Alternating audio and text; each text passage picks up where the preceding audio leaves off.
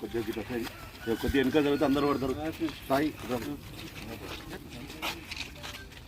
ఎన్ని రోజులు పోసి 2 రోజుల నుంచి ఎవరు వస్తలేరా? కాంట్రా పెడతామంటలేదా? మీరేమో చెప్తలేదా?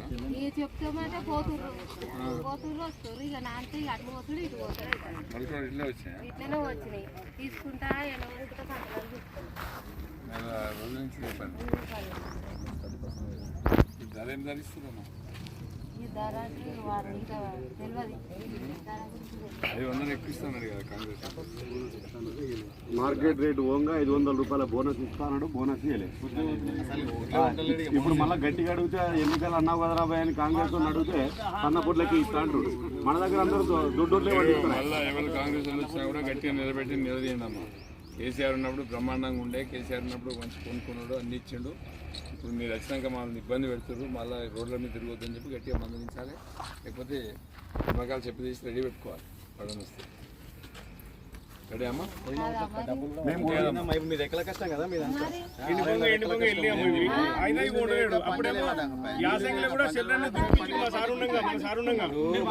సగం పోయినా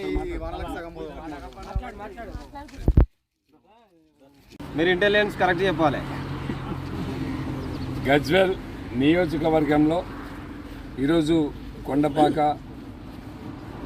కుగునూరుపల్లి మండలాల రైతుల్ని పరామర్శించినప్పుడు గత నెల రోజులుగా క్రాప్ కటింగ్ చేసి బడ్లు తీసుకొచ్చి రోడ్ల మీద వేసుకొని పడిగాడుపులు కాల్చుంటే కూడా కనీసం వడ్లు నింపుకోవడానికి గన్ని బ్యాగులు కూడా ఇవ్వట్లేదు.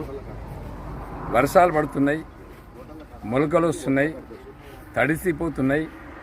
చాలా ఇబ్బందుల్లో ఉన్నాం. కరెంటు రాక నానా యాతన పడడం, పొలాలు ఎండిపోయినాయి, మోటార్లు కాలిపోయినాయి.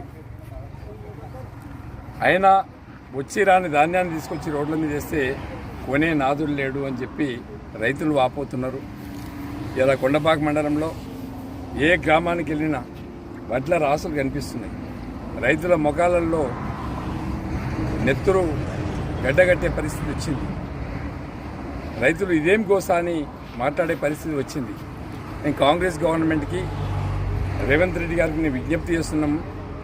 దయచేసి రైతుల గోస పెట్టక, రైతుల్ని ఇబ్బంది పెట్టకండి. వెంటనే కొనుగోళ్లు ప్రారంభించండి. మీ మాట కమిట్మెంట్కి విలువ ఉన్నట్టయితే 500 రూపాయల బోనస్, దొడ్డు ఓట్లు కానీ సన్న ఓట్లు కానీ బోనస్ చెల్లించి రైతుల పక్షాన నిలబడాలని చెప్పేసి కాంగ్రెస్ సర్కార్కి విజ్ఞప్తి చేస్తున్నాం.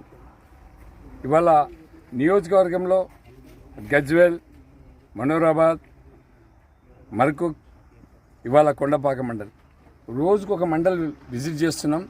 ఏ మండలానికి పోయినా రైతులు మాత్రం వాళ్ళ గోస చెప్పలేని పరిస్థితి ఉంది. భార్య పిల్లలతో వచ్చి రోడ్ల మీద పడుకోవాల్సిన పరిస్థితి వచ్చింది. కాబట్టి కలెక్టర్ గారు వెంటనే స్పందించండి, ఆర్డీఓ గారు స్పందించండి, ఎంఆర్ఓ గారు స్పందించండి. రైతులని రోడ్ల మీద ఉండకుండా వాళ్ళు పండించిన ధాన్యాన్ని వెంటనే కొనుగోలు చేయండి అని చెప్పి మేము ప్రభుత్వ అధికారులకు కూడా విజ్ఞప్తి చేస్తున్నాం. కాంగ్రెస్ పార్టీ నాయకులైతే ఎక్కడా రోడ్ల మీద కనిపించట్లేదు. గతంలో మా ఎంపీపీ గారు, మా జెడ్పీటీసీ గారు, మా వైస్ ఎంపీపీ గారు, మా నాయకులు, మా సర్పంచులు, మా ఎంపీపీలు, మా పార్టీ కార్యవర్గం అంతా కూడా రోడ్డు మీదకి వచ్చి గన్ని బ్యాగులు మేమే నింపిచ్చినాం, మేమే లారీల మీద కంటలు పెట్టించినాం, మేమే రైస్ మిల్లులకి వెళ్ళి అన్లోడ్ చేయించినాం. దగ్గరుండి బీఆర్ఎస్ పార్టీ నాయకత్వం పనిచేసింది. అధికారులతో చేపించినాం, మేము చేసినాం. కానీ ఇవాళ కాంగ్రెస్ పార్టీ నాయకులు ఎవ్వడు కనిపించట్లేదు. మొన్నటిదాకా ఎలక్షన్లలో కండువాలు కప్పుకున్న వాళ్ళు కూడా కనిపిస్తలేరు. మొన్ననే పార్టీలు మారినటువంటి వాళ్ళు కూడా కనిపించట్లేదు. వాళ్ళందరికీ కూడా నేను విజ్ఞప్తి చేసేది ఏంటంటే, రైతు ఏడ్చినటువంటి రాజ్యం, ఎద్దు ఏడ్చినటువంటి రాజ్యం దివాలా తీస్తుంది. ఈ ప్రభుత్వం కూడా ఉండదు. మీకు వీళ్ళ గోస పక్క తలుపుకుంటుంది. మీరు వచ్చిన 5 మాసాలలో ఎన్ని కష్టాలు పడుతున్నామో అర్థమవుతుంది. దయచేసి వెంటనే కొనుగోలు చేయాలని చెప్పి డిమాండ్ చేస్తున్నాం. ఒకవేళ కనుక మీరు చేయకపోతే 5వ తారీఖు నాడు ఎప్పుడైతే కోడ్ అయిపోతుందో కోడ్ కాగానే రాజీవ్ రహదారిని వేలాది మంది రైతులతోని స్వచ్ఛందంగా వంట వార్పు కార్యక్రమాన్ని ఏర్పాటు చేసి ప్రభుత్వం యొక్క మెడలు వంచి 500 రూపాయలు బోనస్ ఇవ్వాలి. 500 బోనస్ ఇచ్చే వరకు కూడా మా మాజీ మంత్రి హరీష్ రావు గారి సారథ్యంలో, మా జిల్లా నాయకత్వంలో, మా బీఆర్ఎస్ పార్టీ శ్రేణులతో కలిసి రైతులతో మమేకమై రైతు పక్షాన నిలబడతాం. ఒకప్పుడు కేసీఆర్ గారు రైతును రాజును చేసిండు, రైతు పండించిన పంట కొనుగోలు చేసిండు, రైతుకు 24 గంటల కరెంట్ ఇచ్చిండు, రైతును కడుపులో పెట్టుకొని గుండె దగ్గర పెట్టుకొని కాపాడుకున్నాడు. ఇవాళ ఈ ప్రభుత్వం యొక్క చేష్టల్ని భ్రష్టు పట్టిస్తున్నాయి. దయచేసి వెంటనే స్పందించాలని చెప్పి డిమాండ్ చేస్తున్నాం. జై తెలంగాణ, జై తెలంగాణ, కేసీఆర్ గారి నాయకత్వం.